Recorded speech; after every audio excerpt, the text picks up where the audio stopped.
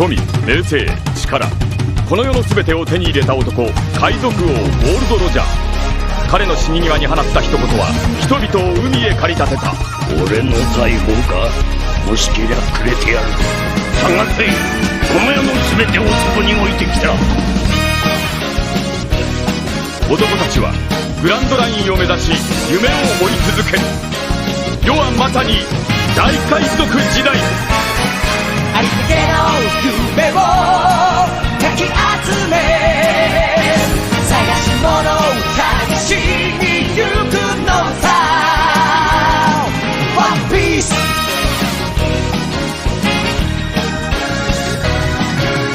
羅針盤なんて渋滞のもと、列に浮かされ漢字を取るのさ。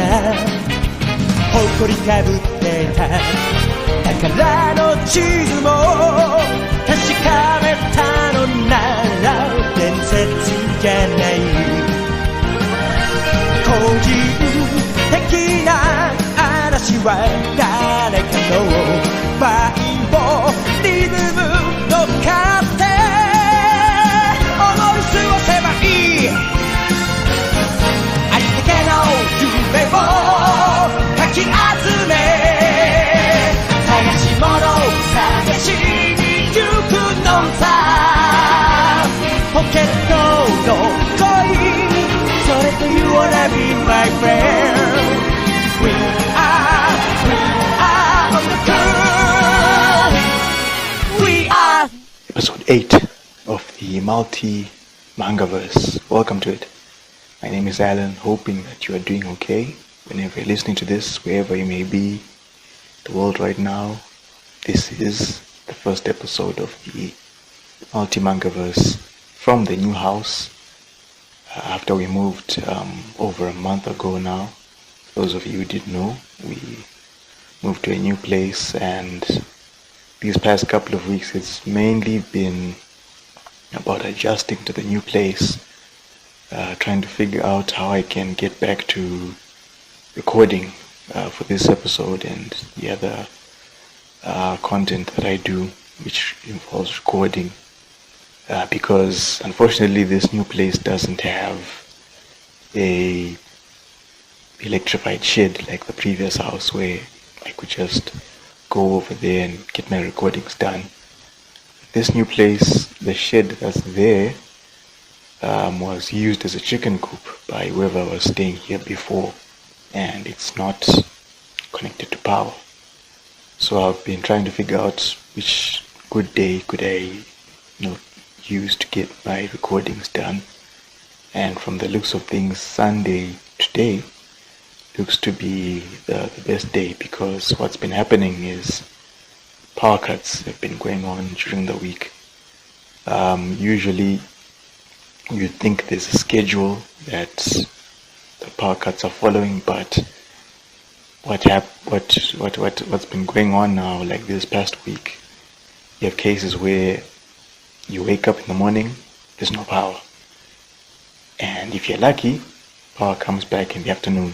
If you're lucky, comes back late in the evening, like what was happening this past week. When we first arrived, what was happening was maybe you'd have a day where power is there in the morning, and then it goes in the afternoon to come back in the evening, and then the next day maybe there won't be power in the morning. So now I don't know what's been going on. Maybe they've decided to change the quote-unquote schedule. So trying to adjust now to what's been going on. That's what's been keeping me super busy. But if I do get a chance where there's a good day during the week, and if there's time to record, I will record during the week. But for now it looks like Sunday morning is the best day. Also, I get the house to myself because everyone else has gone to church, so Sunday morning seems to be the best. Okay, so for those of you who are new to this series, please check the description. There you'll find the playlist to MultiMangaverse, so you can catch up. The first 4 episodes we looked at Hunter x Hunter, created by Yoshihiro Togashi, which for fans of the series, has resumed serialization after 4 years of a hiatus. So it's good to see it back. So the first 4 episodes, we looked at the first 4 volumes, and then we jumped over to what we're looking at for the past couple of episodes, which is One Piece. We haven't finished with Hunter x Hunter. The idea is, once we've looked at the first 4 volumes of One Piece, we'll be switching between Hunter x Hunter and One Piece. And then once we catch up in one series, we'll pick up another manga and carry on with that. Obviously, we won't be catching up in One Piece anytime soon because it's such a giant series, which is why I've made the long-term project, Hunter x Hunter, being the shorter series. We'll just try and make our way through while we're catching up in One Piece. And then once we catch up in Hunter x, find another manga and then carry on from there. So that's why in the description you will find an email address. This is for your feedback for the MultiMangaverse or any of the manga that we'll be looking at. Together with your feedback, you can recommend a manga title so that I can keep a list of all the manga titles that people send in with their feedback. And then once it's time to pick a new title, I'll refer to that list and then we'll have a new title to pick. So yeah, this is a super jam-packed volume, so without wasting any time with the recap of volume 2, let's just dive right into volume 3.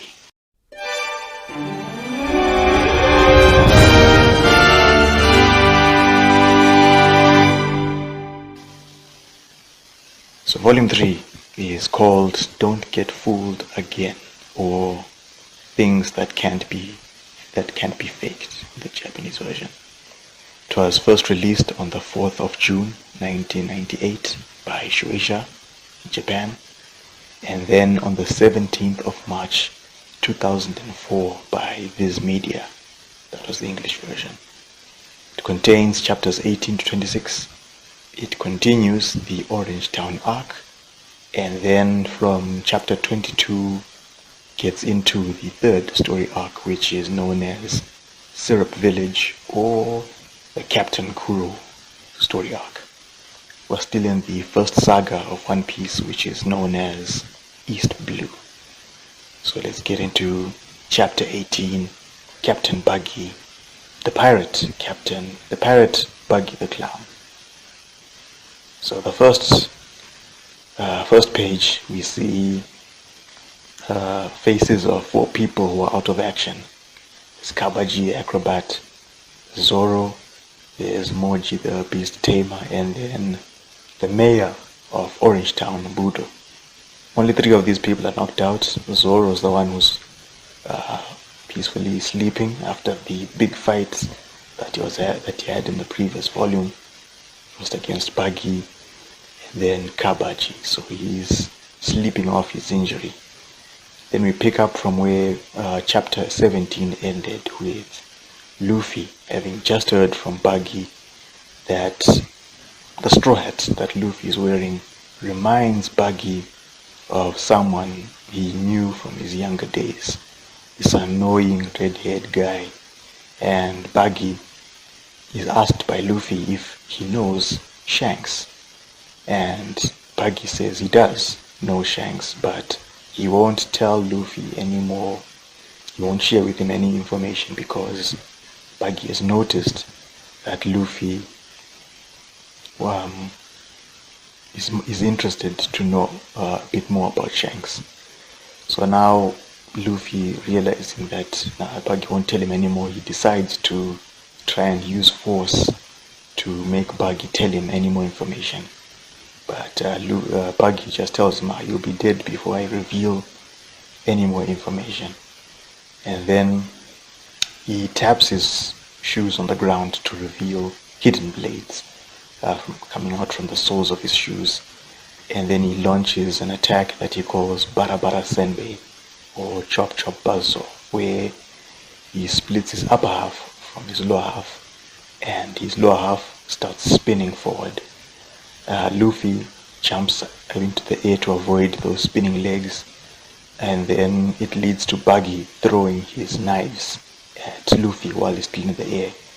What Luffy does is he stretches his left arm to grab hold of a post, pulling himself out of the way of the knives. So then, meanwhile, Buggy, his legs, he gets them back.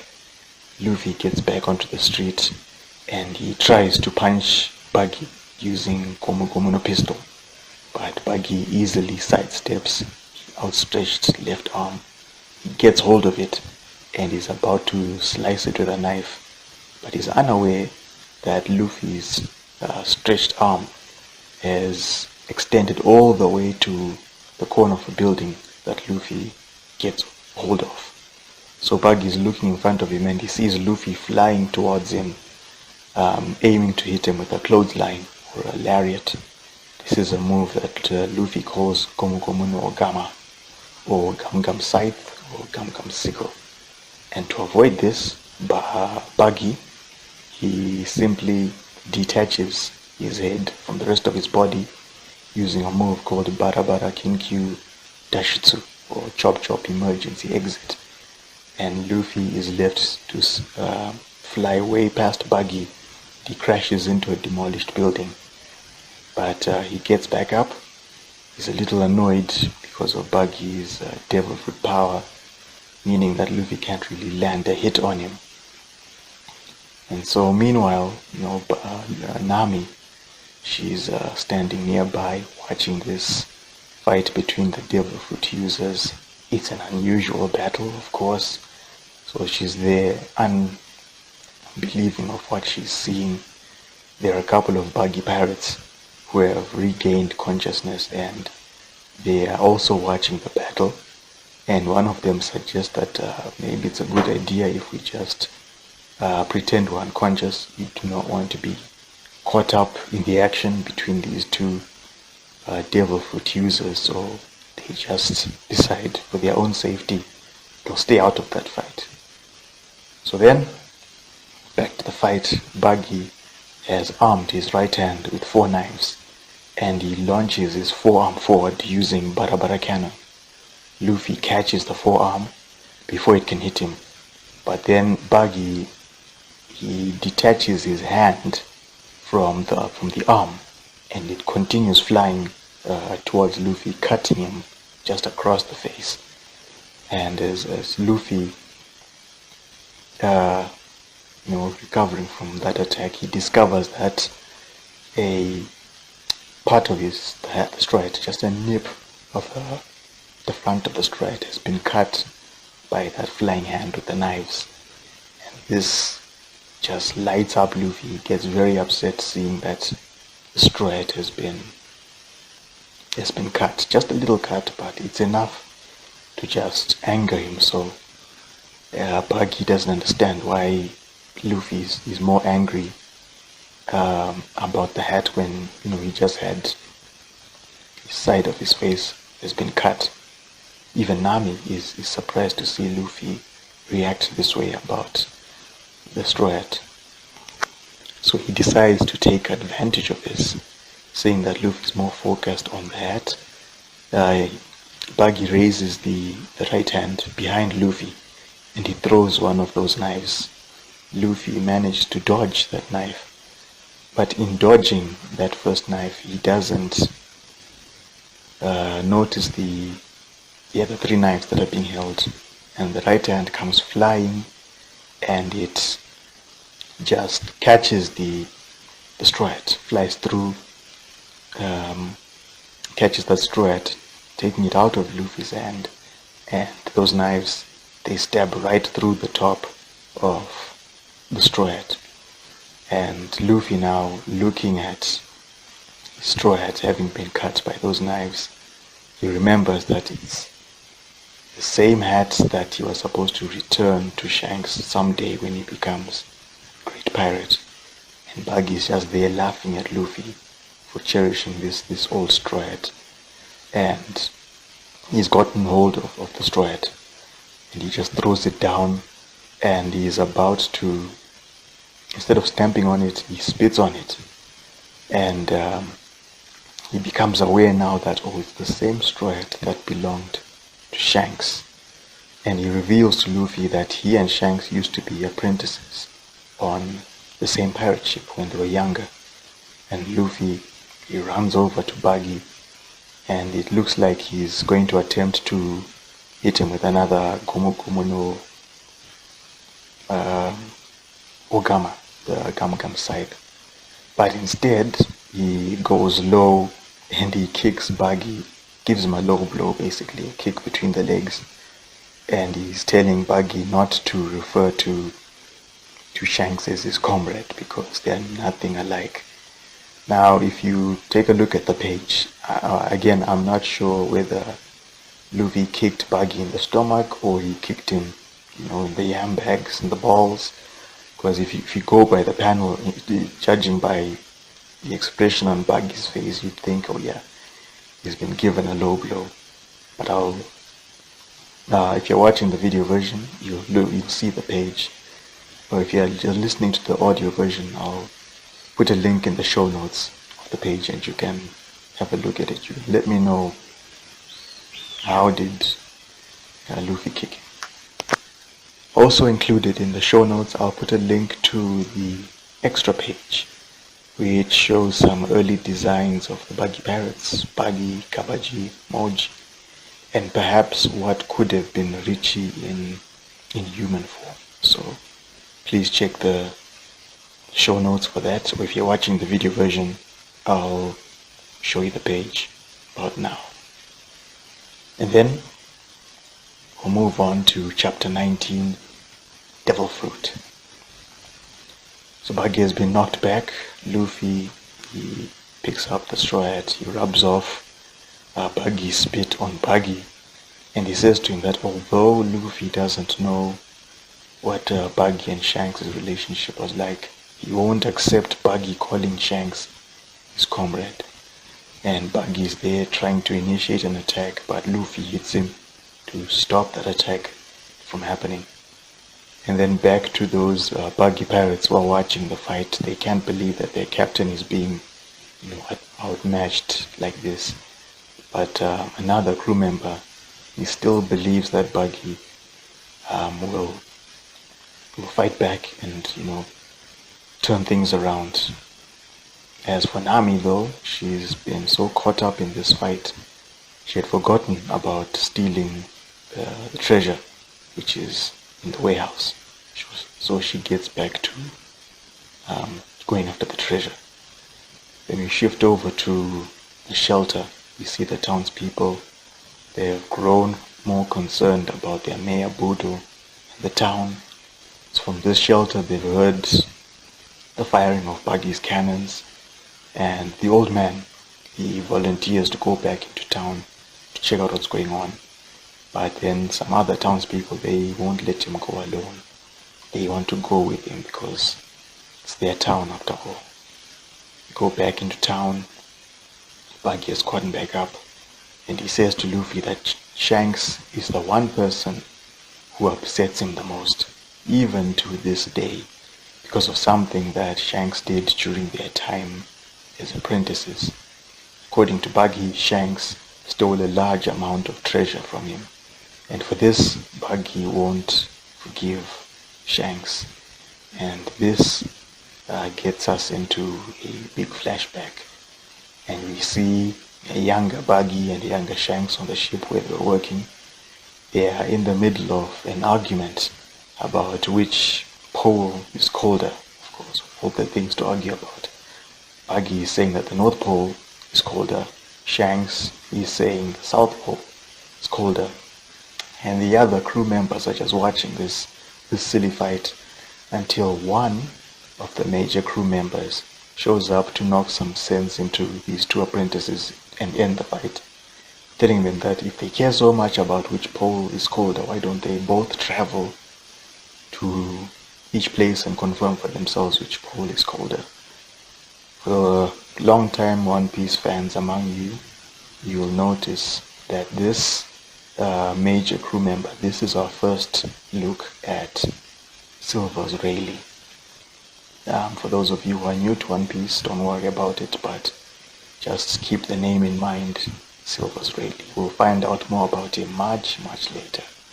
But this was where we get to have a first look at Rayleigh.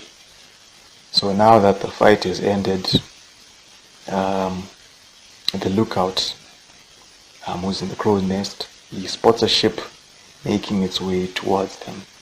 And the crew, they get ready for a fight. Buggy is more interested in what treasures could be on that ship. As for Shanks, he's not thinking about stealing treasure. And for this, Buggy calls him out for being too nice to be a pirate, just like the rest of the crew on this ship. So then we see the pirates engaged in this big fight. Meanwhile, Buggy, he has found a treasure map which marks the location of a large amount of treasure that is at the bottom of the sea. Buggy is super pleased about picking up this map, believing that it's the ticket to a good and easy life for him. Then sometime later on, we see the crew is celebrating their victory. Shanks, he walks into a cabin, finds Buggy is alone. He's not part of the celebrating with the others. And at first, Buggy, when he sees Shanks, he thinks, oh, he's coming and he's caught him with this treasure, the treasure map. But instead, Shanks just walks in and he tells him, oh, we found this strange treasure. He doesn't know why Buggy is overreacting like he does. But he doesn't understand, so he just leaves it like that. And then sometime later we see Buggy and Shanks, they are sitting outside on the deck talking about their futures. Buggy is saying that someday both of them will leave this ship and go on to become their own pirates. Shanks is certain that they will, and he's hoping to lead his own crew, travel around the world. This makes Buggy laugh, saying, although he can appreciate Shanks' fighting skills, he thinks Shanks is too soft to be, the leader of his own pirate crew. And if he wasn't so, too nice to be a pirate, Buggy would have been willing to have Shanks join his crew. But Shanks, he just shuts that down. He says he has no interest in working for Buggy. It's best for them to go their separate ways since they, such different philosophies. And Buggy is aware of that, and he says, okay, if we cross paths, though, we'll be enemies. That's no problem for Shanks. That's part of being a pirate anyway. So then Buggy remembers what Shanks had said earlier about the crew picking up a strange treasure. And Shanks tells him that it's a devil fruit, and says that the rumors are devil fruits are the products of sea devils, and that whoever eats a devil fruit gains strange powers, but in exchange for those powers, they lose the ability to swim, forever rejected by the sea. That's the belief. So then he adds that their captain, and you might know who that is, says that anyone can have the devil fruit if they want it. Buggy, he is not planning to eat that fruit, otherwise he would lose the ability to swim and not be able to get that treasure at the bottom of the sea. Then Shanks says that the devil fruit can be sold for about 100 million berry, and this gets Buggy interested in that devil fruit because that's a lot of money. It's not enough money to fill, even a couple of treasure chests. So then the next day, we see Buggy, he's standing in front of the other crew members. He's prepared to eat the devil fruit. The crew are cheering him on. Buggy eats it, and nothing happens. It's rather anticlimactic for the spectators.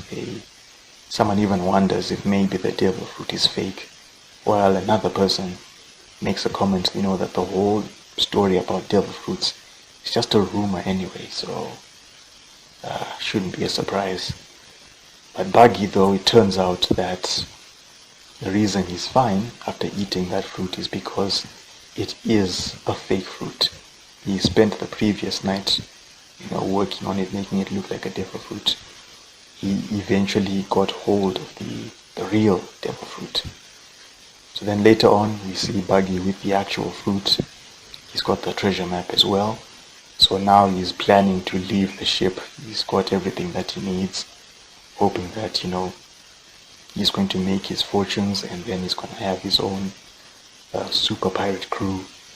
But while he's, plotting and planning, Shanks suddenly appears, catching Buggy by surprise. And Buggy quickly hides the fruit in his mouth. Shanks, although he's unaware of what Buggy is up to, he just sees, Buggy's got this fruit in his mouth, and he just turns to leave, telling Buggy, hey, don't steal too much food.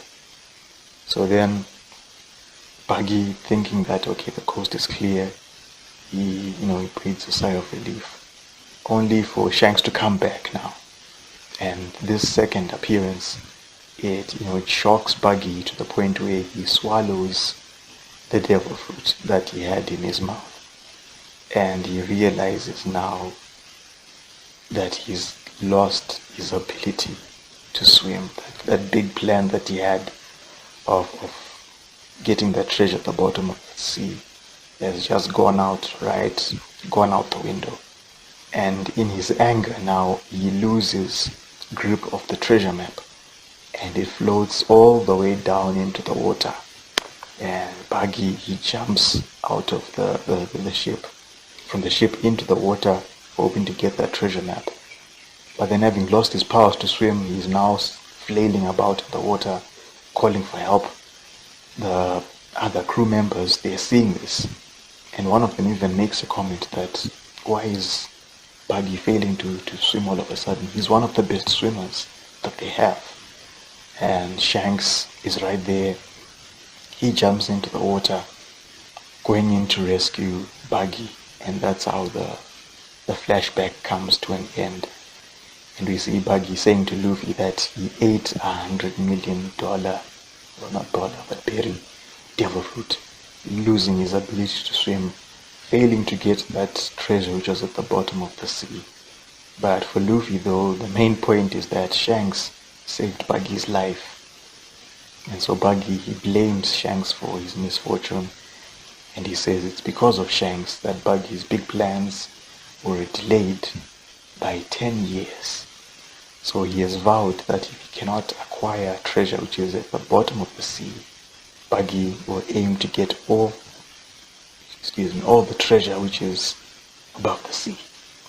So then now he separates his torso from his lower half, and his torso flies up into the air to a level where he spots Nami nearby, and she is carrying a big bag full of stolen treasure.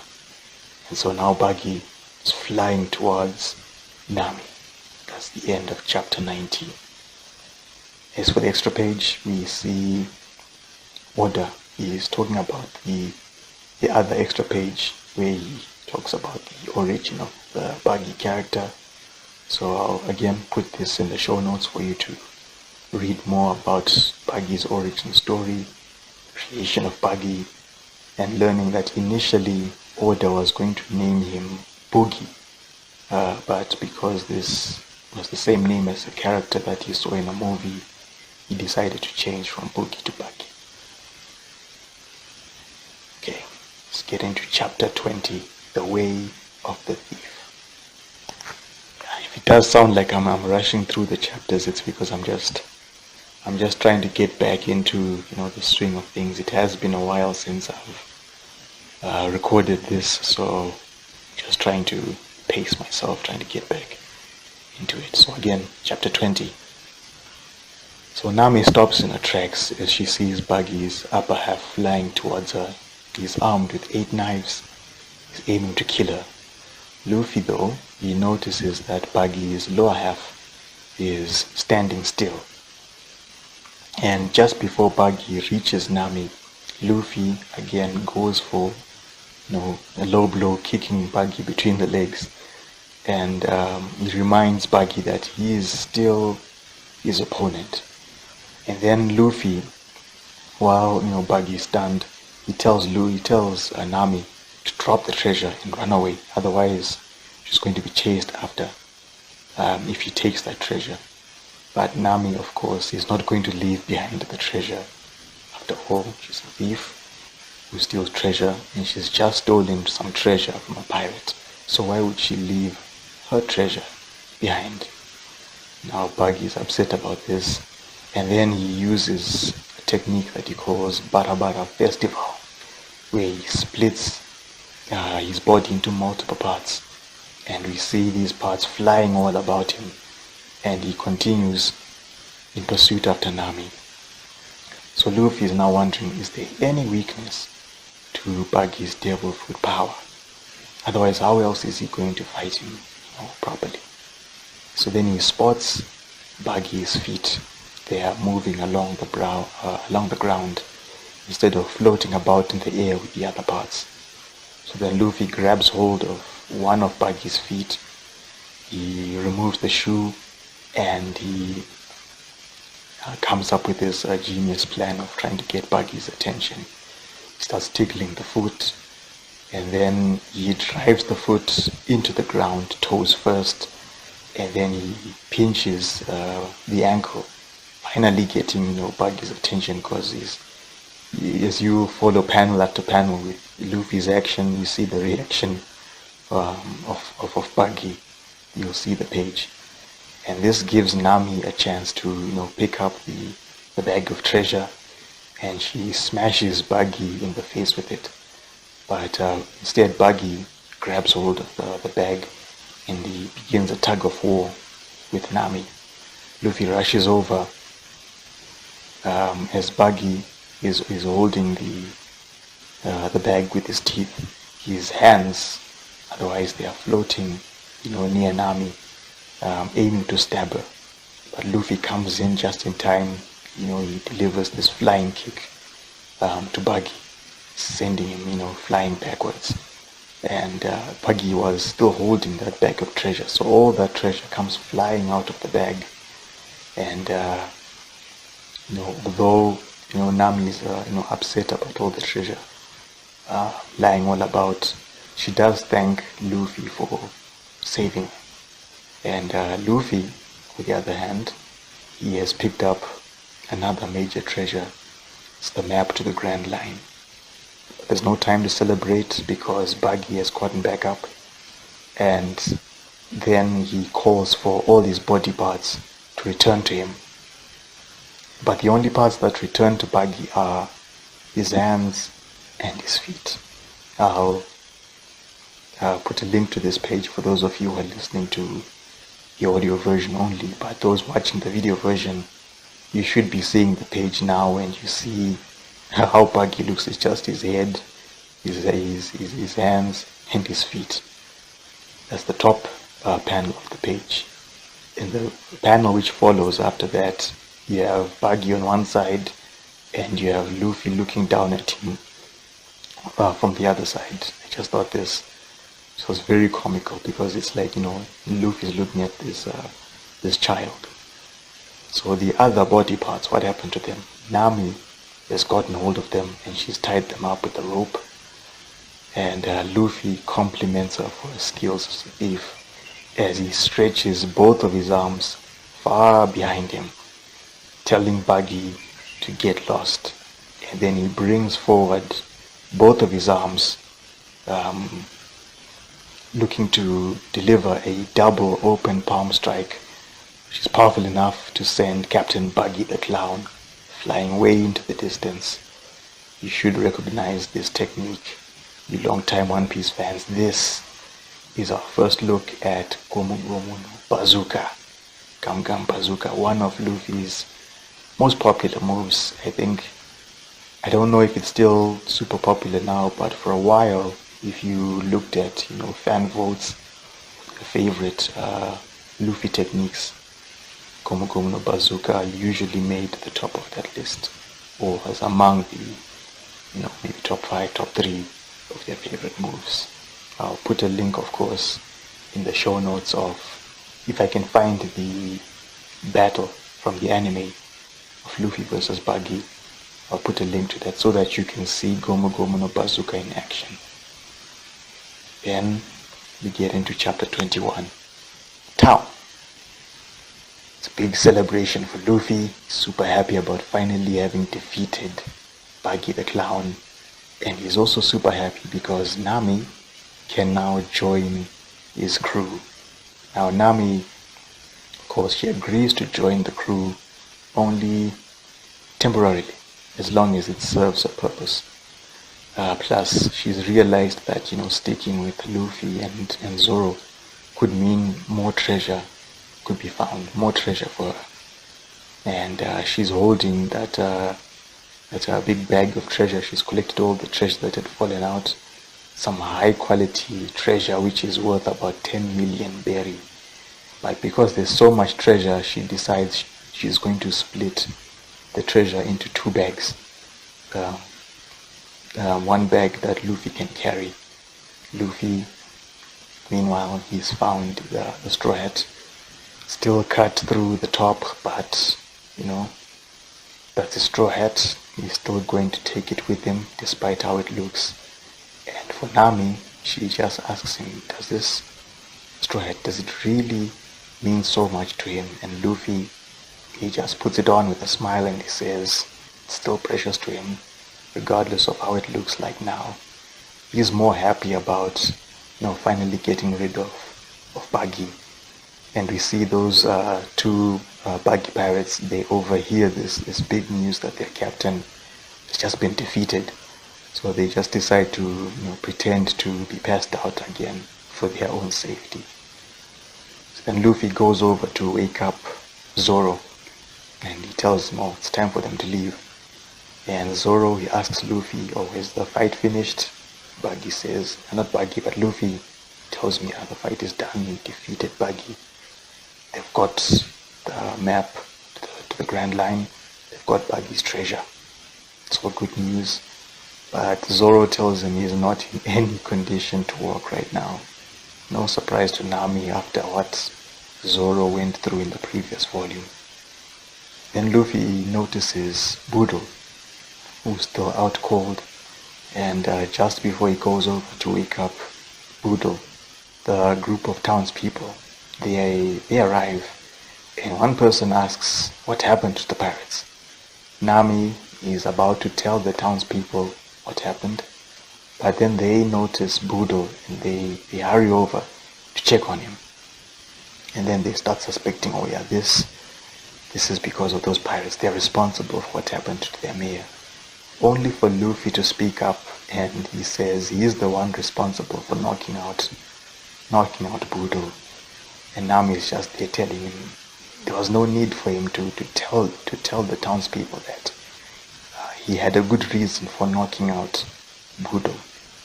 So now the townspeople, they've turned their anger towards Nami and Luffy, and they start asking them to identify themselves.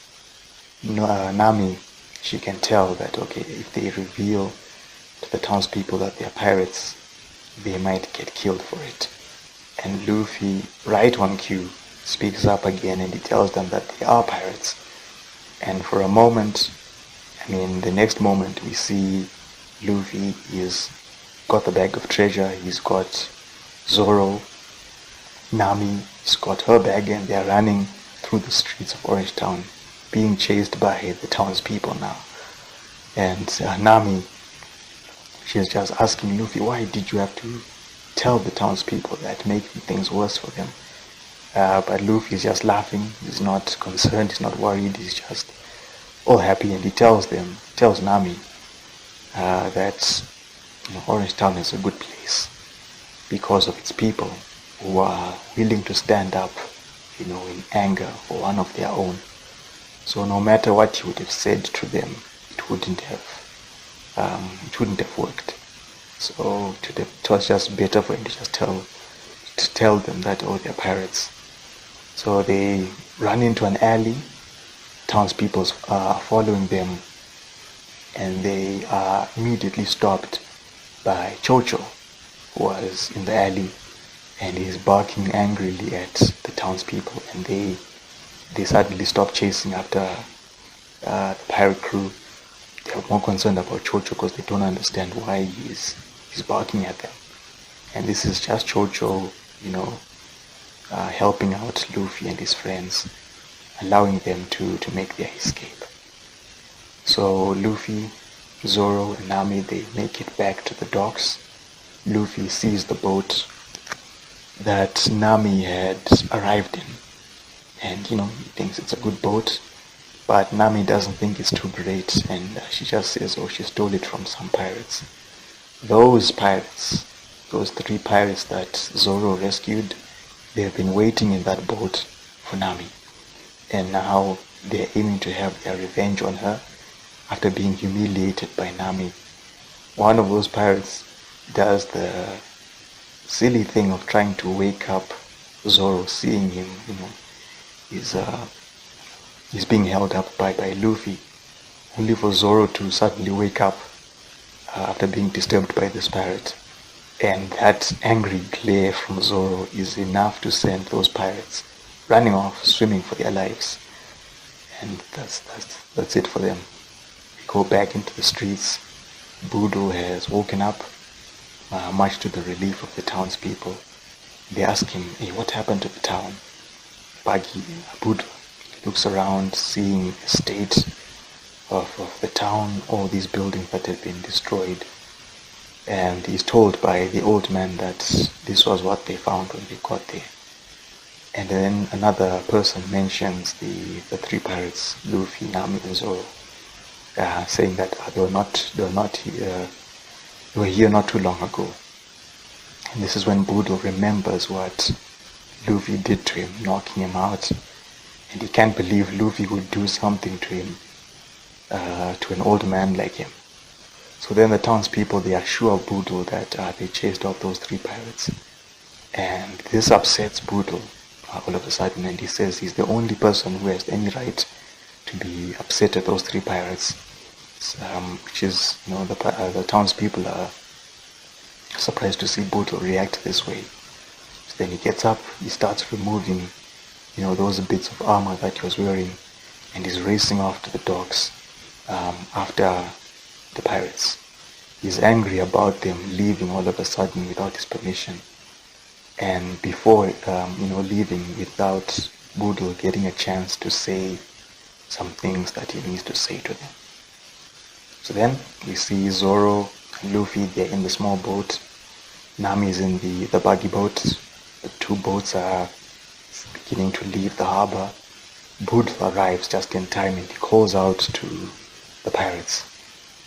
And then for a moment he thinks to himself, remembering how desperate he had been before, and realizing that if it wasn't for Luffy and his friends, Budo would have certainly been killed by Buggy. So then he shouts to the pirates and he thanks them for what they did, and realizing words are not enough for him to express his gratitude. But Luffy just simply shouts back to him, saying he's welcome, he should look after himself and the town.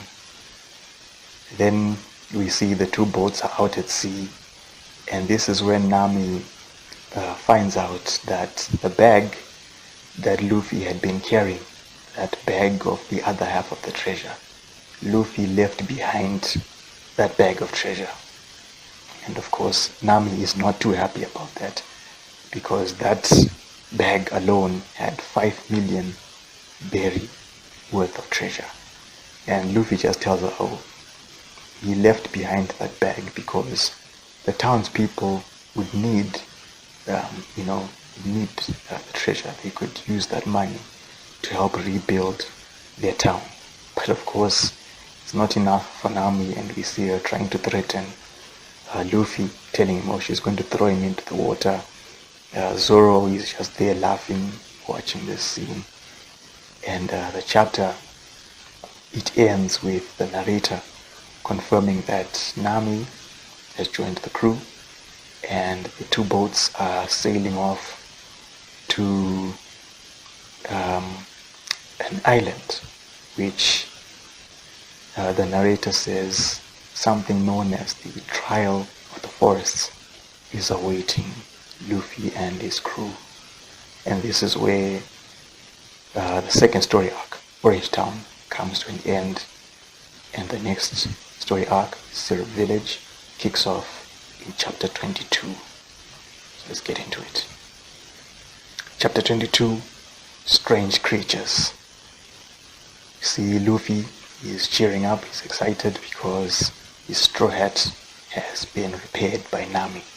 She's just sewed it back up, and she's telling Luffy not to poke the straw hat too much, otherwise he's going to make a hole through the top.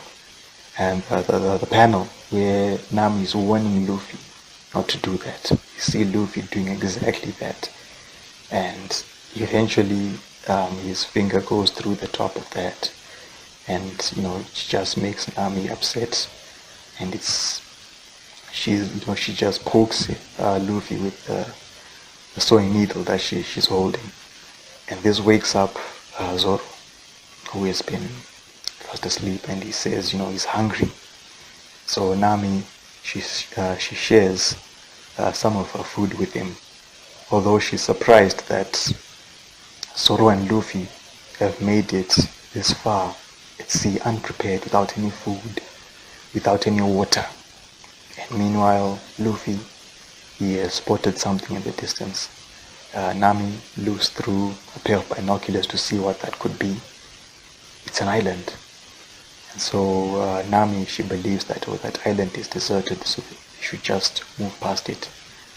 But right after she says that, Luffy and Zoro, they've gotten in their boat and they're making their way towards that island.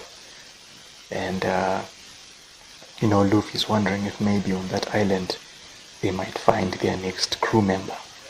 And Zoro is there hoping that they'll find some food. And Nami, she's just telling them to wait for her. The crew arrive on the island, and then this is where Luffy realizes that the island is deserted, but there are plenty of trees about. He calls to Zoro, but Zoro has gone back into the boat, gone back to sleep.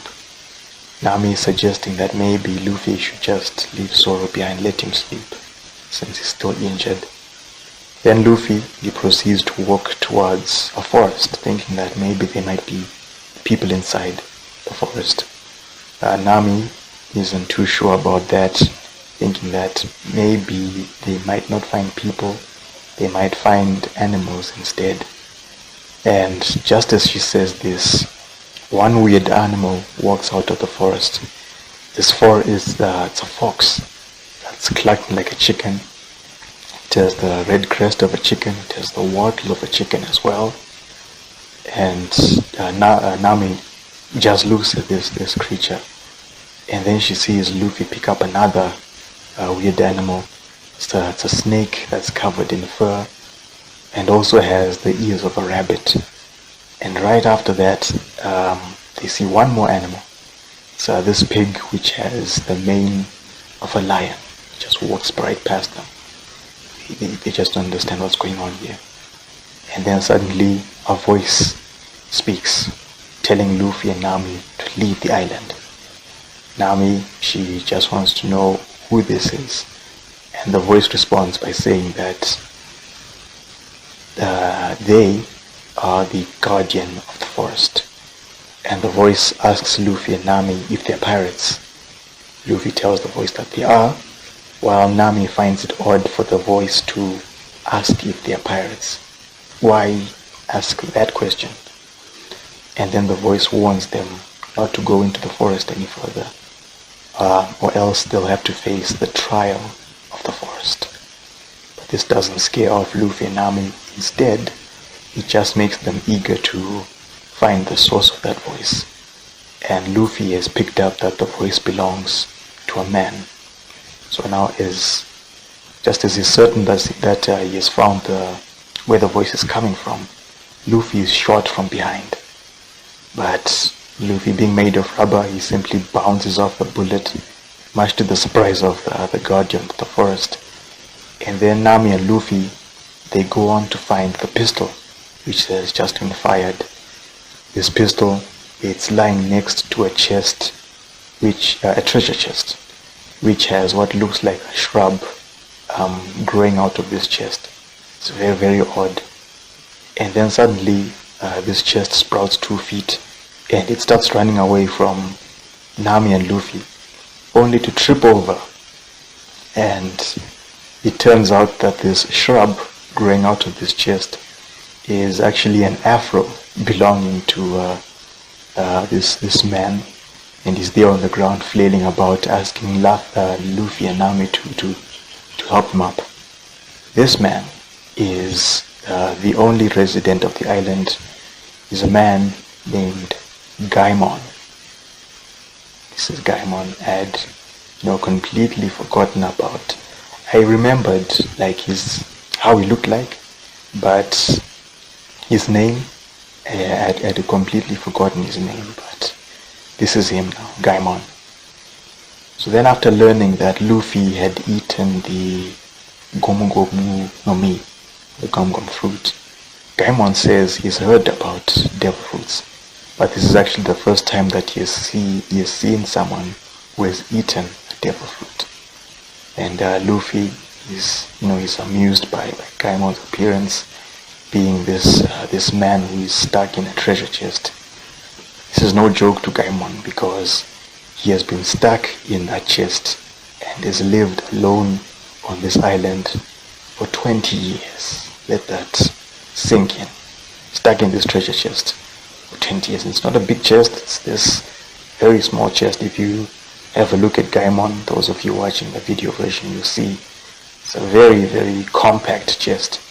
I'll put a link to the page where Gaimon is introduced so you can see it for yourself, those of you who are listening to the audio version.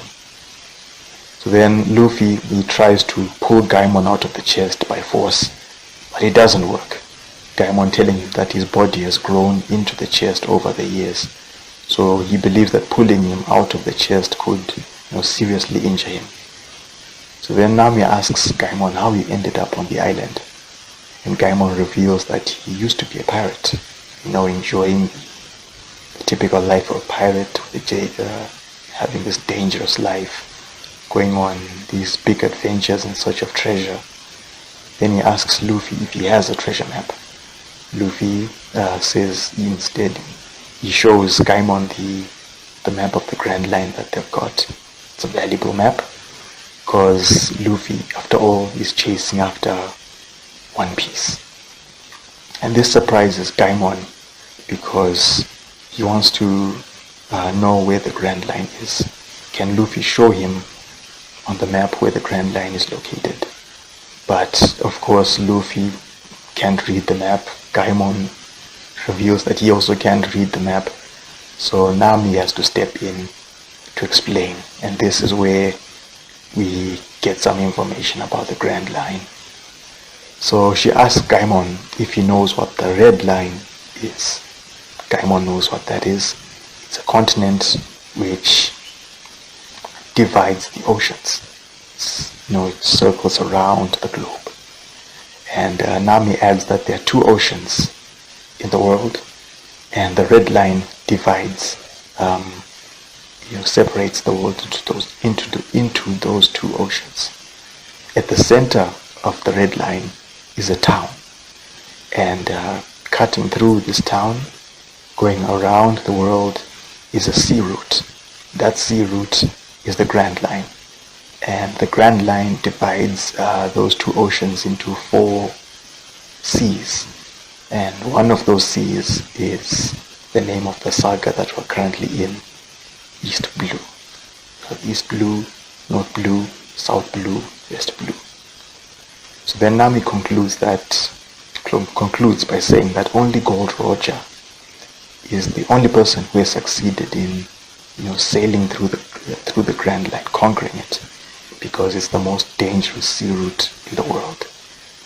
So Luffy is certain that One Piece is somewhere along the Grand Line. So he thinks that the only thing that he and his crew have to do is just sail around the world, get into the Grand Line. Should be a piece of cake. But Gaimon immediately, shuts down Luffy telling him that reaching the Grand Line is not going to be so easy. It's known as the Pirates' Graveyard. And Gaimon has seen many pirates who have somehow made it back from the Grand Line. They look like the Walking Dead, these men with broken spirits who have seen some horrible things. Could be they've seen other dangerous pirates, maybe they've encountered some strange monsters. Whatever they encountered on the Grand Line, none of them would speak of what they saw. And to Gaimon, this was a clear sign that the Grand Line is a terrible place. He says he doesn't know for sure if One Piece even exists. It could be part of a rumor, because it's been over 20 years since this current age of this current pirate age began, and nobody has found One Piece yet. So maybe One Piece is just a legend after all. But even after hearing this, Luffy, he says he will find One Piece. He thinks he's got enough luck to find One Piece. So then Gaimon, he goes on to talk about why he hasn't left the island yet. And we get into a flashback, going 20 years into the past. We see a young Gaimon and the pirate crew that he was a part of. They arrive on the island. They possessed a map which indicated that there was a treasure which was to be found on the island. But after 3 weeks of searching the island, the pirates haven't. The only thing that they found is an empty treasure chest. So then on the day when the pirates decide to leave the island, Gaimon went out on his own and he found a hill that the crew hadn't searched. He climbed to the top of the hill, and there he found several treasure chests at the top. And just as Gaimon is calling out to his crewmates to tell them about the chests, he slipped and he fell off the hill, landing into the treasure chest that he's been stuck in all this time. By the time he gained consciousness, Gaimon hurried over to the edge of a cliff and he saw the pirate ship all the way out in the distance. At first, Gaimon thought, okay, this might be good for him. He can simply go back to that hill and get all that treasure that he found. But once he returned to the hill, he realized he could no longer climb back to the top because he was stuck in the treasure chest. So now there was nothing, he couldn't get that treasure now. So he come back to the present and he's telling Luffy that over the years there have been people who arrived on the island, mostly pirates, looking for the treasure. But Gaimon would scare them off with his trick of, the voice speaking from the forest, threatening them with the trial of the forest and everything. So he spent the past 20 years protecting that treasure which is on the hill, believing that it belongs to him now, even though he cannot reach it. And Luffy agrees that the treasure belongs to Gaimon. And so Nami, he decides that they will help Gaimon get that treasure. So Gaimon leads Luffy and Nami back to the hill, and he makes a note that it has been a long time since he has visited the hill. He hasn't asked for help from anybody because he hasn't trusted anybody, and he doubts that they would have believed him anyway after looking at the state of Gaimon. They wouldn't believe that there's some treasure at the top of that hill. But today is the day for Gaimon to finally obtain that treasure. So then he sees Luffy stretching his right hand, reaching all the way to the top of the hill, and he just sends himself up to the top of the hill in an instant, while Gaimon had to climb to the top of the hill. So he's just super amazed to see, Luffy's devil fruit powers in action. And this little thing just reminded me of how fun early One Piece used to be, where you see just these characters reacting to Luffy displaying the rubber properties of his body thanks to his devil fruit powers. So it's just nice to see. So then Luffy is at the top of the hill and he tells Gaimon that there are 5 treasure chests at the top. And Gaimon, he just tells Luffy, okay, drop them down. But Luffy refuses to drop down the treasure chests. Nami doesn't understand why Luffy is doing this, and she's just yelling at him to bring down the treasure chests. But again, Luffy refuses. And for Gaimon though, he starts to understand why Luffy is refusing. And he admits that he didn't want to accept that one possibility, but he needs to confirm now. So he asks Luffy if the treasure chests are empty. And Luffy confirms that they're indeed empty. And Gaimon, having gotten confirmation about this, he says that the treasure map was certainly real, but by the time his crew found it, someone else must have gotten to the island, gotten all that treasure already. And Nami is stunned by this, realizing now that for 20 years, Gaimon has been on this island, stuck in that treasure chest, protecting what turns out to be empty treasure chests. But Luffy, he is just laughing at this, and he just says, Gaimon shouldn't feel too bad about this realization, because he met Luffy and Nami today. Had another 10 years passed, Gaimon probably would have been dead by then. Still believing that he's protecting some treasure chests which are at the top of the hill. But today he found out the truth, so he shouldn't be, too bummed out about finding out. And then Luffy tells him that there is still one big treasure waiting for them somewhere out in the world. Of course, that's the One Piece, and he asks Gaimon to join his crew. The next page, though, we see Nami and Luffy. They have made it back to the boat, and it turns out that Gaimon turned down the invitation to join the crew, saying that he wants to remain on the island and protect the strange animals that inhabit it. Over the years, there have been people who have come to the island in search of those animals, and Gaimon has spent enough time with the animals that he doesn't want to leave them behind. So now that there's no treasure for him to guard, Gaimon believes that he can simply live on the island, in comfort and peace, and not have to worry about the treasure anymore. But for Luffy, he thinks it's a shame that Gaimon isn't going with them, because he has, taken a liking to Gaimon. But Gaimon is sure that they'll find good people to join the crew. And he encourages Luffy and his friends to go out, find One Piece, and, take the world by storm. And the chapter ends with the crew sailing away from the island, which is known as the Island of Rare Animals, or Chinjujima. And then, I wonder though, are there any fan stories, any fan drawn chapters which, even if it's a one-shot, where Gaimon accepted the invitation? It just made me wonder what that would have been like if Gaimon had joined the crew. What would have been his role in the crew? Because we've got Luffy the captain, Zoro is the swordsman, Nami is the navigator.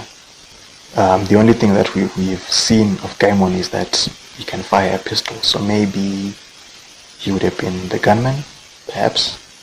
That's what I'm thinking about. But I will check around online to see if there's any what if story which has Gaimon joining the crew. If I find anything, I'll be sure to put it in the show notes. Let's get into chapter 23. This is where things start to get interesting now. Chapter 23, Captain Usopp appears. So Nami is pointing out to Luffy and Zoro that they need to be more prepared before they set sail towards the Grand Line. But Luffy is more concerned about food. They don't have meat in particular, although Gaimon supplied them with plenty of fruit. That was cool of Gaimon to do. And Zoro, he's more concerned about the absence of sake. Those are their top priorities. And Nami has to remind them that the Grand Line is a dangerous sea route which attracts many dangerous pirates who are searching for treasures there, including One Piece, of course. These pirates, they've got better ships, something that Luffy's crew does not have. They are more equipped, again, something that Luffy and his crew are not. They don't have, they're not fully equipped. And of course the crew isn't big enough for this this big journey to the Grand Line.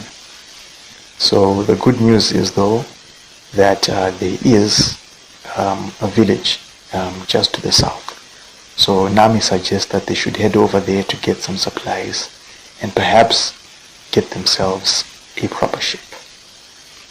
We shift over to an island where we see one of the villagers, this young man, is looking out to sea as he takes in the new day. This young man is Usopp.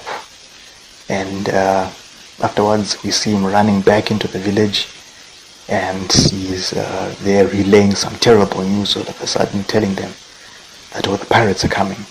The villagers should run for their lives.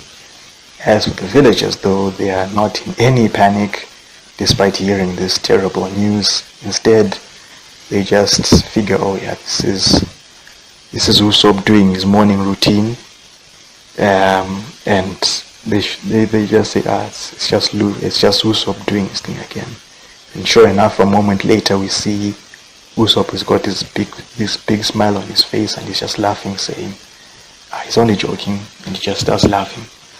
But one villager is not amused by Usopp doing this thing again, where he runs into the village with this big announcement of his. And we see Usopp being chased by this villager and another group of villagers wanting to teach Usopp a lesson for delivering another lie.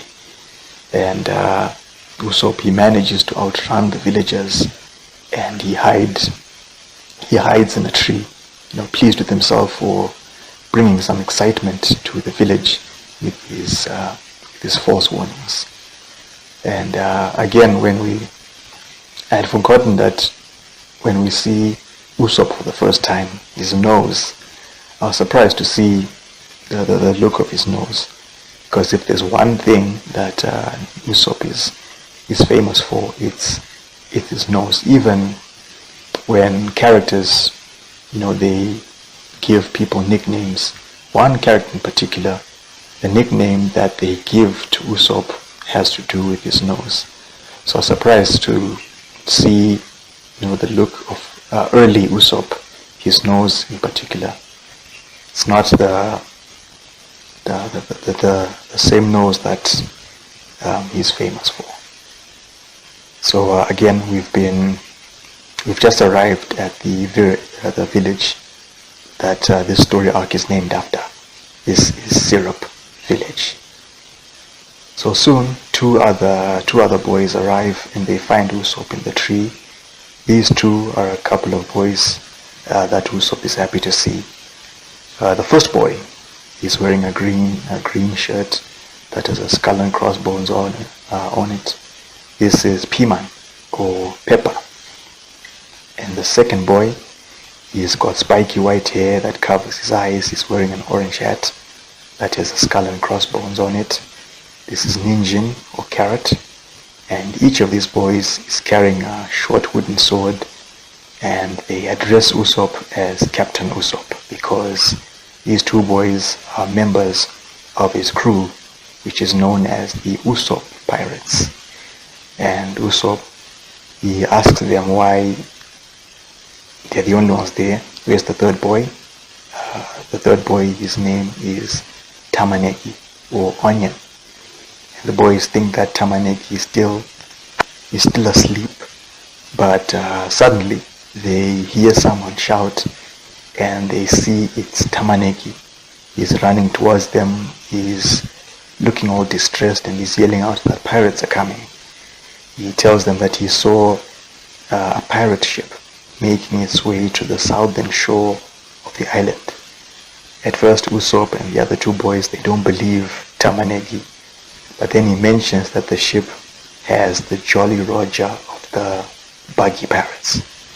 And Usopp now he's now worried, and he starts to run away from the boys, claiming that he's got this medical condition which will kill him if he doesn't run away to eat some snacks.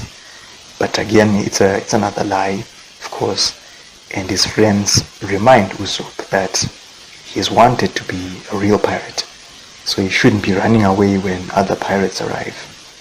And Tamanegi, he adds that there are only 3 pirates that he saw traveling on 2 small boats, and this, boosts up Usopp's courage, and he tells the boys that the 4 of them should go off to confront the pirates, and they should protect the village. Just a little bit of trivia, for those of you who might not know, Usopp's name is made up of two words. You've got Uso, which is the Japanese word for lie, and then the other part is taken from the name of Aesop. You might have heard of Aesop's Fables. They are credited to Aesop. He's this ancient Greek author. If I find any information, of course, I'll put that in the show notes so you can get to learn a little bit more about Aesop. So Usopp is okay. So yeah, I'm just checking my notes. Okay, so we switch back to Luffy and his crew. They've arrived on the island thanks to Nami's navigational skills. This island is part of an archipelago, a group of islands that are collectively known as the Gecko Islands. Nami checks the map and she confirms that there is a small village on the island. Meanwhile, the Usopp pirates, they are watching the crew from nearby, and Tamanegi assures Usopp that those are the pirates that he saw. Piman and Ninjin, they don't think Luffy and his crew, they look too scary. Once the crew is on the island, though, Zoro, he points out that, there are people watching them. And this catches the Usopp pirates by surprise. The 3 boys, they run off, leaving Usopp behind. So now he has to go down to the beach to meet the new arrivals. He's a little scared at first, but then he perks up and he boldly stands up to the quote-unquote invaders, and he introduces himself as Captain Usopp, the leader of a massive pirate fleet and the man in charge of village security. And he starts warning the pirates not to invade the village, or else they will have to face Usopp's 80 million men. Try and imagine that Usopp is the leader of 80 million men. But Nami immediately calls him out for lying, and Usopp outs himself in comic fashion for lying, realizing that he confirms that he was lying. So his big plan has just gone right out the window. But Luffy, of course, he just thinks that Usopp is pretty funny. But Usopp, he tells him not to underestimate him, because around here Usopp is known for his pride, and which is why he is called Usopp the Proud.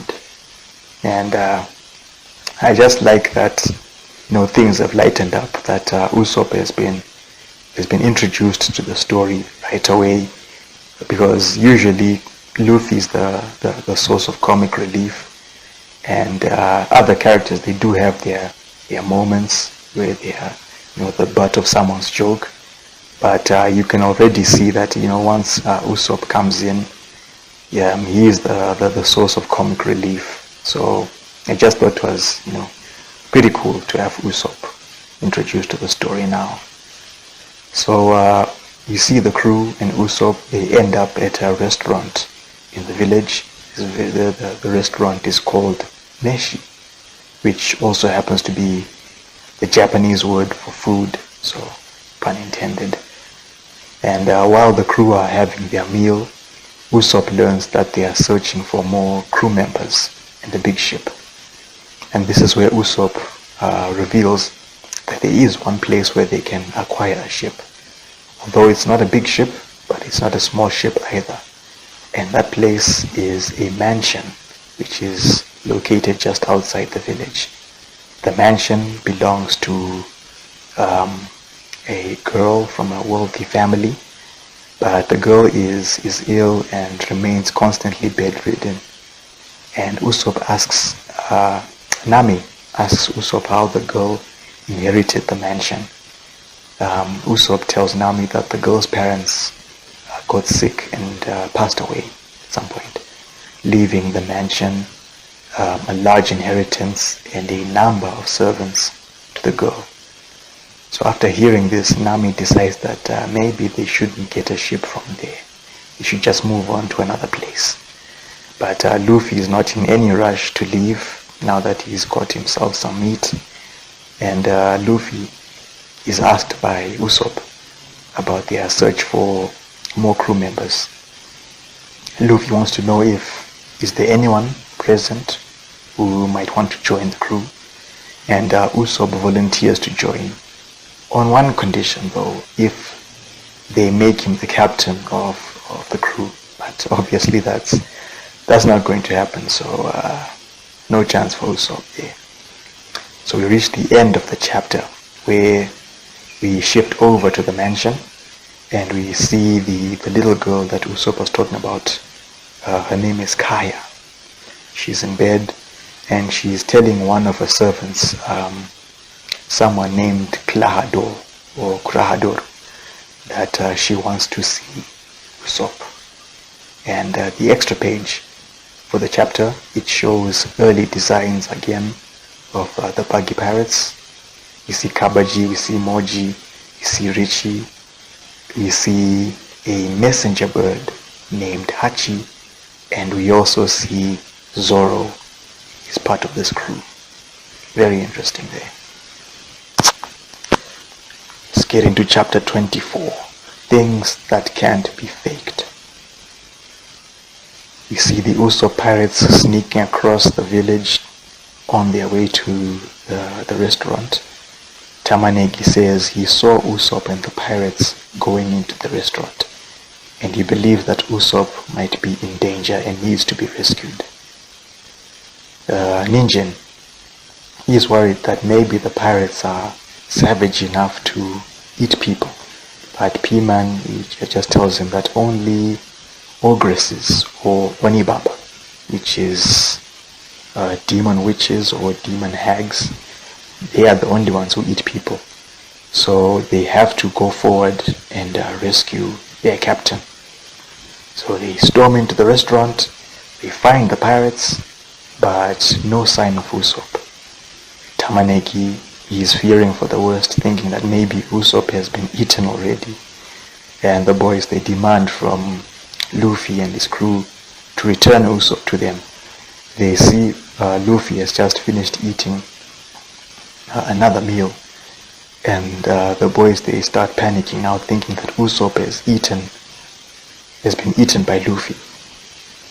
And Zoro just makes things worse by playing along, saying, yeah, Luffy ate Usopp. And then the boys, they turn around and they see Nami, and they just faint, thinking that she's the Onibaba that P-Man had been mentioning earlier, much to Zoro's amusement. So once the boys have woken up and the misunderstanding has been cleared up, they find out that Usopp left the restaurant and has gone to the mansion. And Luffy asks the boys why Usopp goes to the mansion, and they tell Luffy that Usopp has just gone to the mansion to tell lies. Luffy doesn't understand. He's confused by this. Isn't telling lies a bad thing? But the boys assure Luffy that no, what Usopp does is actually a good thing. But again, this is Luffy, he doesn't understand what this is all about. So we shift over to the mansion and we are officially introduced to the butler, Klahadore, or Kurahadore, or Kurahadore. I'll be going with Kurahadore.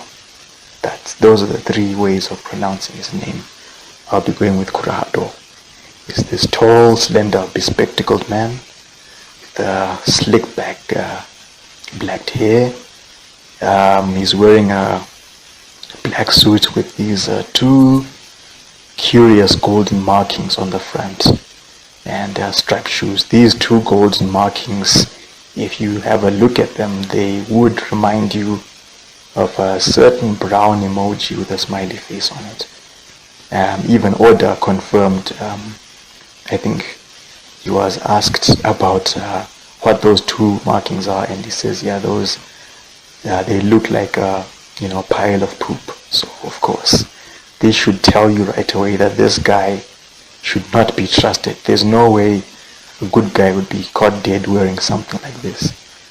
So Kurahadore, he responds to Kaya's statement from the end of the previous chapter, where she had said she wants to see Usopp, and Kaya has confirmed that she wants to speak to Usopp, but Kurahadore is against this because he believes Usopp is a bad influence. And this is when we're also officially introduced to Kaya, the mistress of the mansion. So she's there pouting, but Kurahadore maintains his stance, adding that Usopp's tall tales, they are just too outrageous, that they could excite Kaya too much, and that's not good for Kaya, since she's so weak. But physically, she's not super healthy. But Kaya says she's feeling a little bit better today, only for Kurahadore to remind her that he was entrusted with looking after Kaya by her parents. So he's just super protective of her, and he has hired 2 security guards to ensure Kaya's safety. So he's not budging as far as Kaya wanting to meet Usopp. And what we get is Kurahadore speaking. Since he's wearing glasses, for those you might have noticed in other manga or even in anime, where you have characters who wear glasses, they tend to adjust their glasses very often. But the way that Kurahadore adjusts his glasses is not the normal way. Instead, what he does is he pushes up his glasses, the frame of his glasses, with the edge of his palms. First with one palm, and we even get another panel where he does it with both of his palms. And I'm wondering, why would he do that? His hands are free, so why doesn't he adjust his glasses the normal way? But it's just something you should just make a note of for now. So he leaves Kaya's medicine on the table and he exits the room. But soon afterwards, Kaya, she hears a knock on her window. She looks out and finds Usopp is there sitting under a tree, and this cheers up Kaya to see Usopp, and she apologizes to him for not being allowed into the mansion as a special guest. But Usopp doesn't mind. He prefers being outdoors rather than being in the stuffy mansion. After all, he claims to be a brave pirate, and pirates, they spend most of their time outdoors. And he begins to tell Kaya a story, one of his tall tales about how he faced a giant goldfish from the South Seas when he was 5 years old. And of course this just makes Kaya laugh, and he cheers her up. We shift back to the restaurant. We see the Usopp pirates. Well, actually Luffy and his friends, they find out why Usopp goes over to the mansion. It turns out that he goes over to tell Kaya all these outrageous stories in an effort to, cheer her up, to bring up her spirits. And Luffy is impressed by this. The Usopp pirates, they admire Usopp for this, and they believe that Kaya is in good health because of Usopp's efforts. So then Luffy declares that they should just head over to the mansion and ask for a ship. So they arrive at the gates of the mansion. Luffy, he makes his demand, saying, "Oh, we want a ship." But rather than waiting to be let in, we see Luffy climbing over the gates going into the private property. Nami and Zoro, they know they can't stop Luffy, so they might as well just follow him onto the property. Inside the mansion, though, Kurahado is aware that trespassers have made it onto the property, and he asks another servant where the security guards are, only to be told by that servant that the guards have just gone out for lunch, hence the lack of security. Meanwhile, again we see Usopp is continuing his story about the goldfish. Luffy and his crew, they arrive.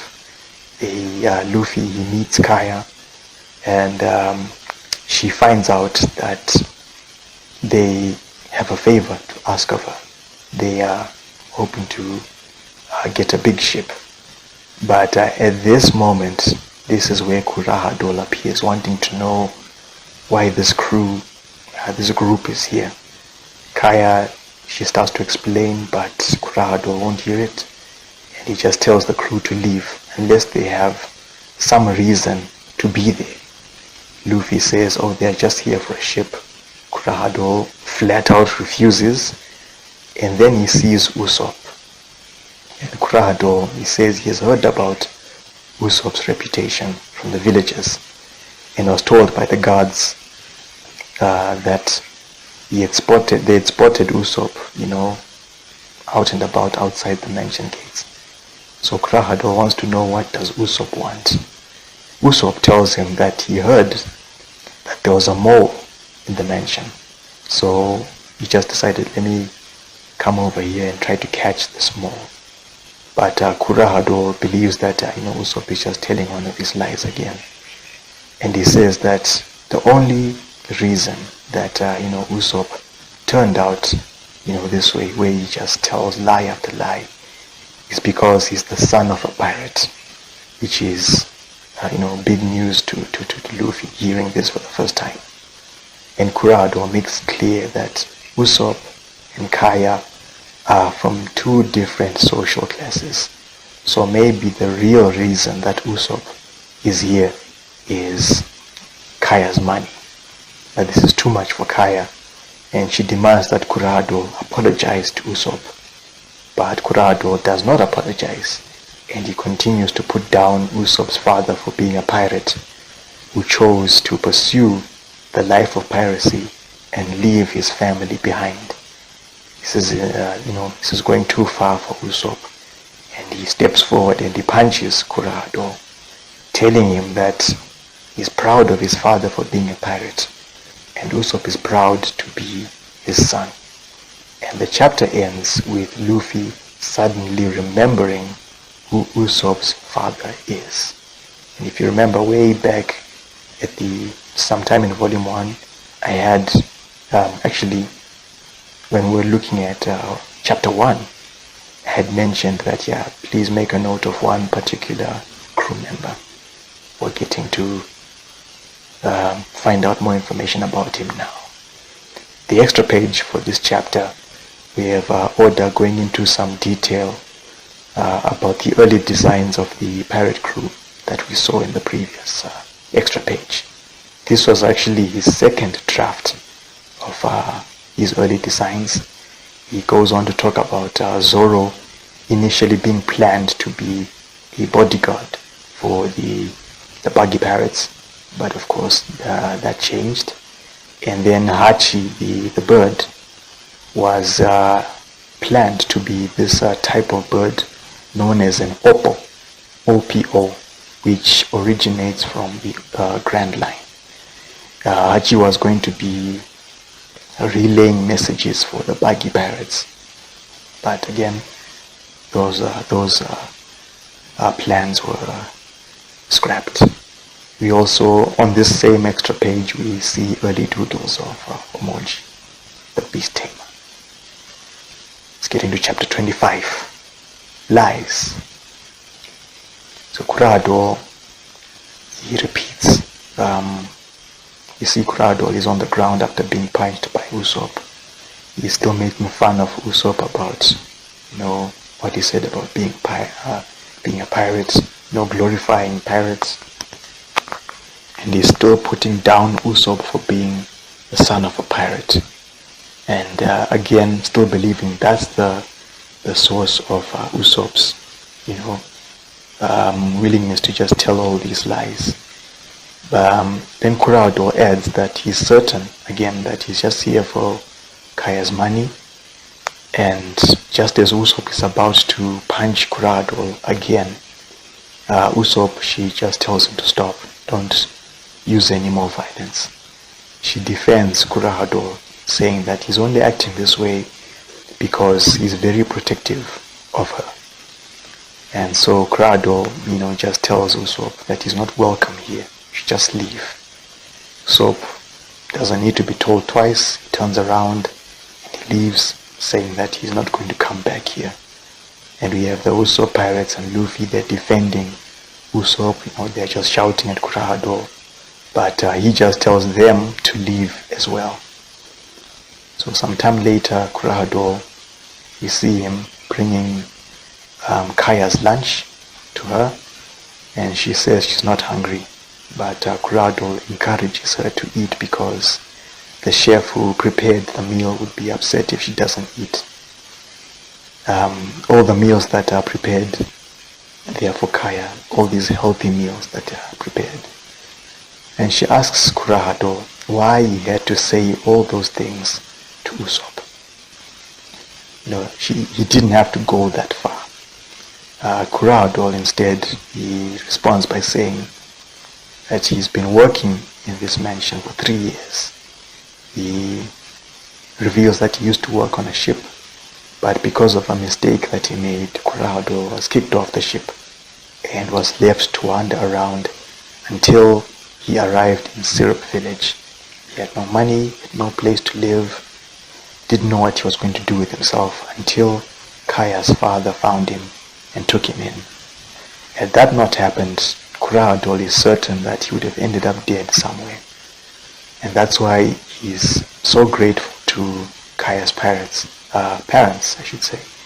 and he's so protective, and that's why he's so protective of Kaya. He understands that he's just a servant. He shouldn't be involved when it comes to Kaya making friends. But Kurado just believes that Usopp is too much of a bad influence, notorious around the village for his lies, and he's just worried that Usopp could harm Kaya. And Kaya, she's grateful that Kurado is watching over, but he assures him that Usopp is not that bad. Again, this is not enough for Kurado to change his opinion on Usopp, unfortunately. So we go back to the village. We find Zoro, Nami, P-Man, and Ninjin. Nami asks Zoro where Luffy is because he's not there. Zoro tells her that Luffy went after Usopp. Ninjin is certain that Usopp has gone to his usual spot by the shore. And this is confirmed by P-Man when he says usually when something happens, Usopp tends to go to the shore. Then Nami asks the boys where Tamanegi has gone to. P-Man says Tamanegi often disappears, and then when he comes back, he's usually running around making a lot of noise. And what happens is we see Tamanegi running towards them, and sure enough, he's shouting about some strange man that he saw walking backwards. At first again, Piman and Ninjin, they don't believe him, but then Tamanegi points at the road and shows them someone, that person that he was referring to, and we see someone moonwalking his way towards the group. This man is a tall man with white hair. He's wearing a purple hat, purple jacket. He's got heart-shaped glasses and what looks like a thin striped beard. This man is Django the hypnotist, or 1-2 Django, or Ichinin no Django. And he tells the group that he's not weird at all, he's not strange, he's just a hypnotist who travels about. And this impresses the boys, and they ask him for a demonstration. Django refuses at first, but he takes out a ring which is tied to a string, and he tells the boys to look at the ring while Django repeats his phrase 1-2 Django to make them fall asleep. The trick works. The boys fall asleep, but the moment Django says Django, he also falls asleep as well. Zoro's watching this and he's just surprised. Why are you falling asleep as well? But yes, this is Django the hypnotist, and as you can tell by him moonwalking his way there, heavily inspired by the king of pop himself, Michael Jackson. And I wonder did Michael Jackson ever find out that he had a character name based off of him? I would have to find out. And then again, when I see Django, I'm also reminded of South Park's version of Michael Jackson. The moment he says, I'm not weird at all, in my head I'm thinking he might as well have added, don't be ignorant, like in South Park. But yes, this is Django. We shift over to the cliff where Usopp has gone. He's there sitting by himself watching the sea, only for this to be disturbed by Luffy suddenly appearing in front of him, because he's hanging upside down from a tree. And Luffy, he asks Usopp if Yasopp is his father. Yes, Yasopp. Usopp is surprised by this, and Luffy says, he's known Yasopp since he was little, and he has noticed the family resemblance more clearly now, because Luffy had seen Usopp and said, he looks familiar, but now taking a good look at Usopp, he can see the resemblance now. And Usopp, he asks Luffy if he knows where Yasopp could be now. Luffy doesn't know, but he's confident that Yasopp has joined the Red Hair Pirates by now, and he's one of Luffy's favorite pirates in the crew. And Usopp is super amazed by this, because even Usopp knows about the Red Hair Pirates. He knows who Shanks is, and Luffy, Usopp, he can't believe that his father is part of the Red Hair the pirates. And Luffy, he remembers that Yasopp is a very skilled marksman, never missing a target within his range. And we get into a little flashback where we see a young Luffy. He is watching Yasopp shoot an apple which is on a stool several meters in front of him. And then we see the Red Hair Pirates. They are celebrating at a tavern. I'm guessing maybe it's Amaki's tavern. And Yasopp is telling Usopp that he's got a son who is around his age.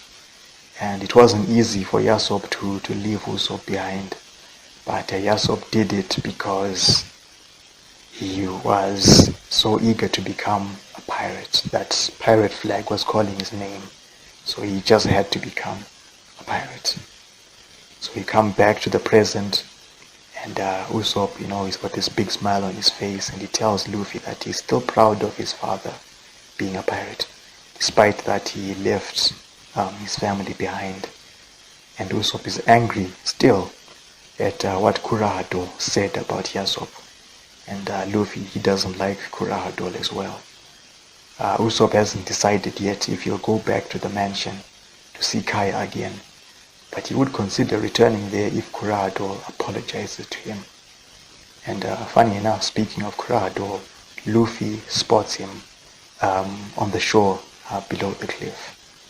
And sure enough, we see Kurahado, and he's not alone. Django is with him. And Kurahado is telling him not to draw any attention to himself, because it turns out he was seen falling fast asleep in the middle of a village. And I'm guessing this is probably from that time when he tried to hypnotize Ninja and Piman, so they found him there fast asleep. But again, Django doesn't think that was weird at all.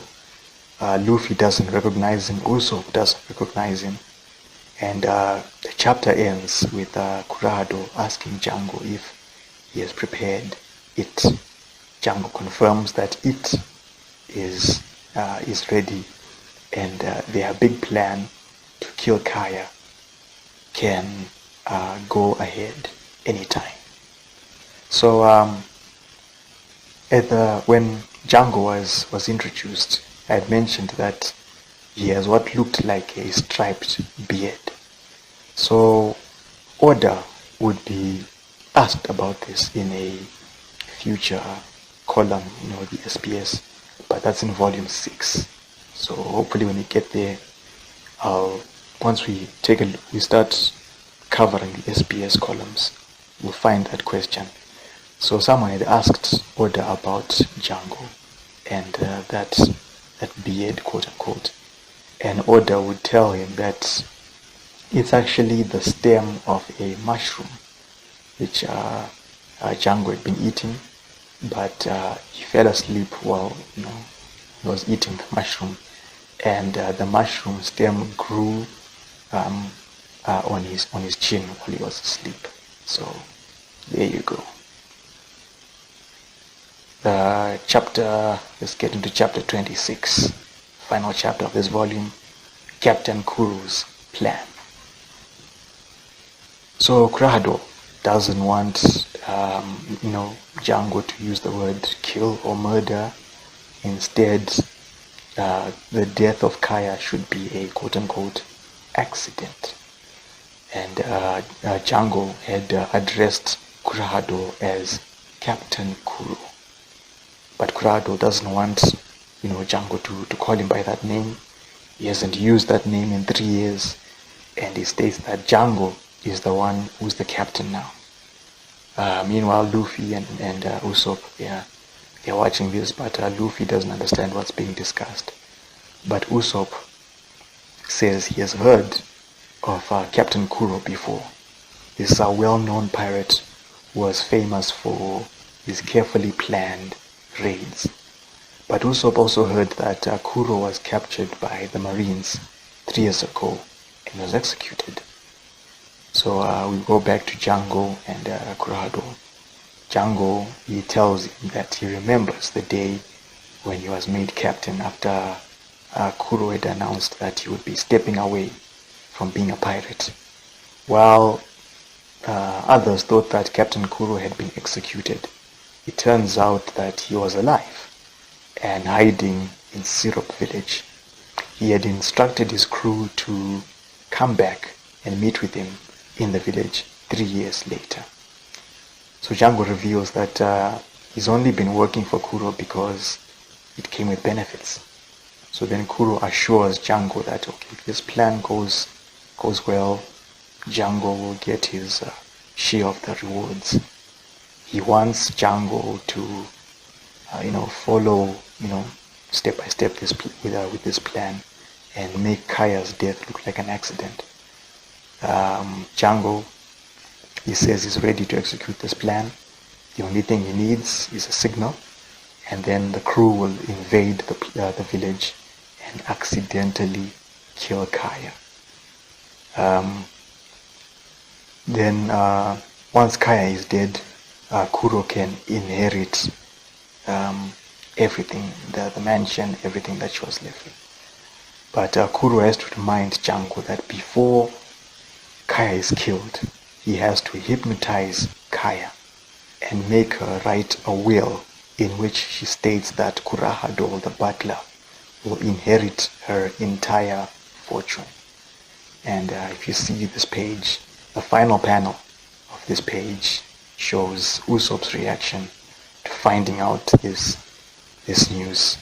3 years Kuro has been around pretending to be this butler named Kurahado, gaining the trust of the locals, and this was all so he can kill Kaya. So Kuro says he can't simply, claim this inheritance, but because of that will, if that will is there, it won't be suspicious at all if he gains this inheritance. Had he simply killed Kaya and her parents, Kuro is smart enough to know that he would have been labeled an outlaw and would have spent the rest of his time on the run, being chased by the Marines. But through his careful planning, he believes that he'll obtain a lot of money and not have the Marines on his back. As far as Kaya's parents being dead, Django is amused that Kuro wants to have this carefully orchestrated plan.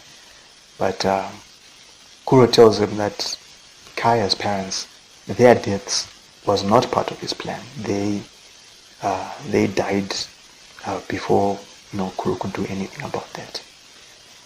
So then Django says, again, Kuro only has to send him a signal because the crew has been waiting on their ship nearby for almost a week. And at this point, they are beyond restless. They want some action.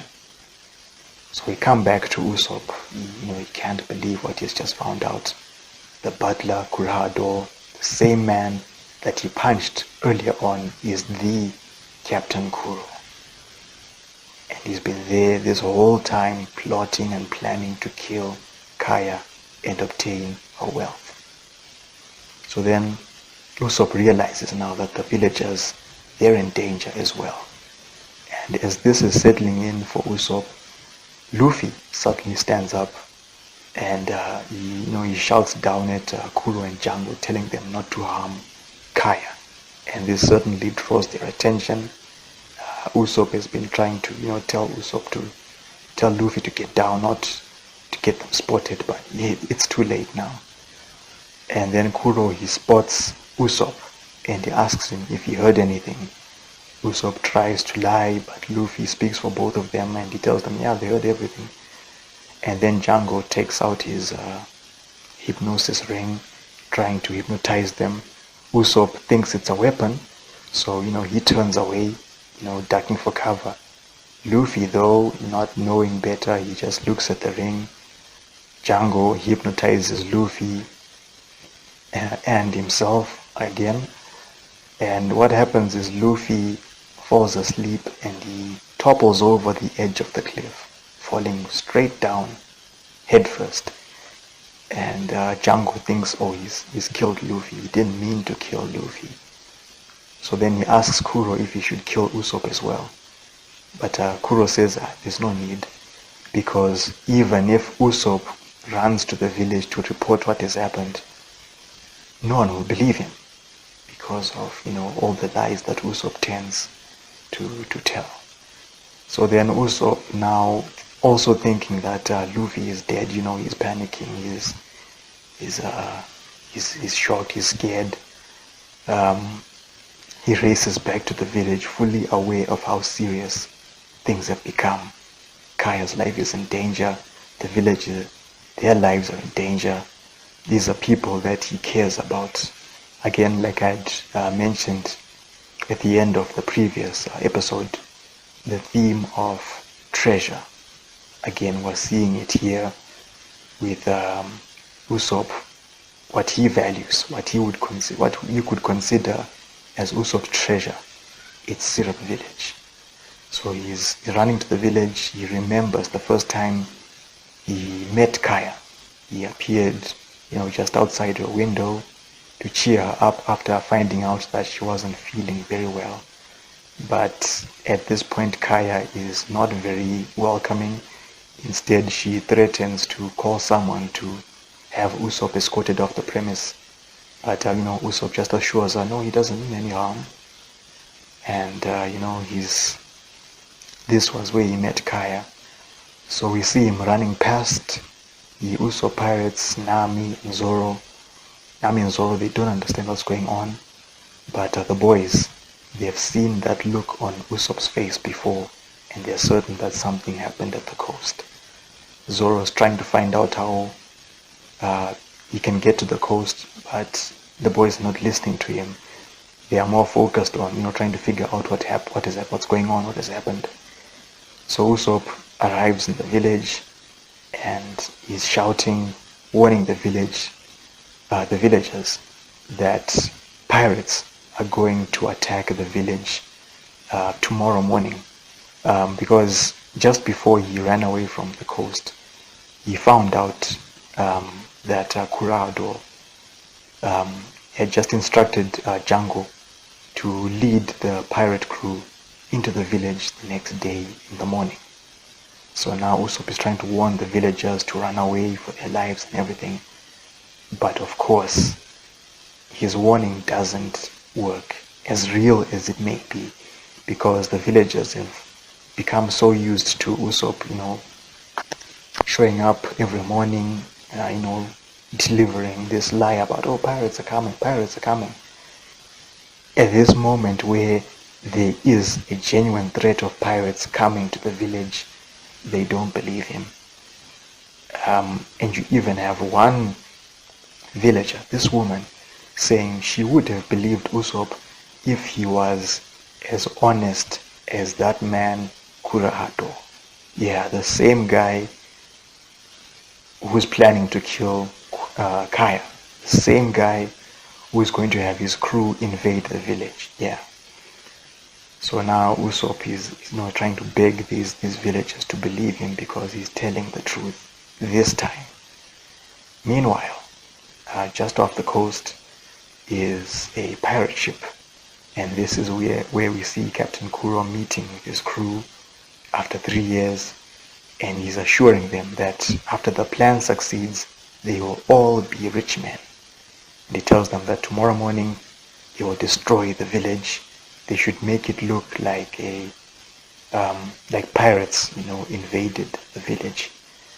And then once they hear this, they, give a big cheer because this is their big plan. They finally get some action. And we shift back to the mansion. We see Kaya asking one of the servants about Kurahado, and she's told that he went to the next town. And the last panel of this chapter, we see Luffy still at the spot where he fell fast asleep. And that is where chapter 26 ends. That's where volume 3 ends. And that's it. So that was volume 3 of One Piece. My question for you is, what did you think of this volume? It was super packed. There was a lot of action. We moved from one story arc to the next. We had Luffy defeating Buggy the Clown. We met Gaimon. Nami has joined the crew. They've got a map to the Grand Line. And we arrive in Syrup Village, meeting Usopp, meeting Kurahado, who turns out to be Captain Kuro. We meet Django. We met Kaya, the Usopp pirates as well. So yeah, there was a lot going on in this volume, but super great chapter, and I'm hoping you enjoyed it. Especially for those of you who are already fans of One Piece, maybe there were things that you might have forgotten. I would be happy to find out from you, what did you think of this, revisiting this volume. So yeah, that's it. This would have been the part where I'd be going through your feedback, finding out from you, what did you think. Unfortunately, I still haven't received any feedback, so no feedback, but I'm hoping as this series goes on, people will start sending in their feedback. Let me know what you think of One Piece. Have you decided if this is a series you'd want to dive into and follow? If you are someone who's already a fan of One Piece, are there things that you had forgotten that you've remembered now thanks to this series? You can send all your feedback by email to the MultiMangaverse at xmail.net. I'll put the address in the description. That's where you get it. And also in the description, if you like this series, if you want to support it, you will find links to Patreon, to PayPal, to Subscribestar, and you can choose which one you would want to support me with.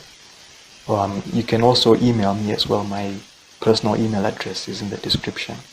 If you want to support by other means, drop me an email, let me know. We can try and work things out. So, okay, we've reached the end of this episode. I haven't decided yet what to end the episode with. Usually by now I'd have figured out which song to go with, but I'll dive into the One Piece soundtrack and find something appropriate. But actually though, there is one song that comes to mind from the anime. Usually this song, you hear it when how can I put it? When there's a big plan, when it's time to come up with a big plan before the crew goes off to do something. It's time to face the whoever's the big villain for the story arc. It's time to plot something, come up with something. Yeah, that song. If I can find it in the OST soundtrack, that's the song you will hear. So again, I'm now rambling now. But anyway, thank you for listening to this episode. I'll meet you for the next episode where we take a look at Volume 4 of One Piece. Enjoy your Sunday, enjoy your week, take care.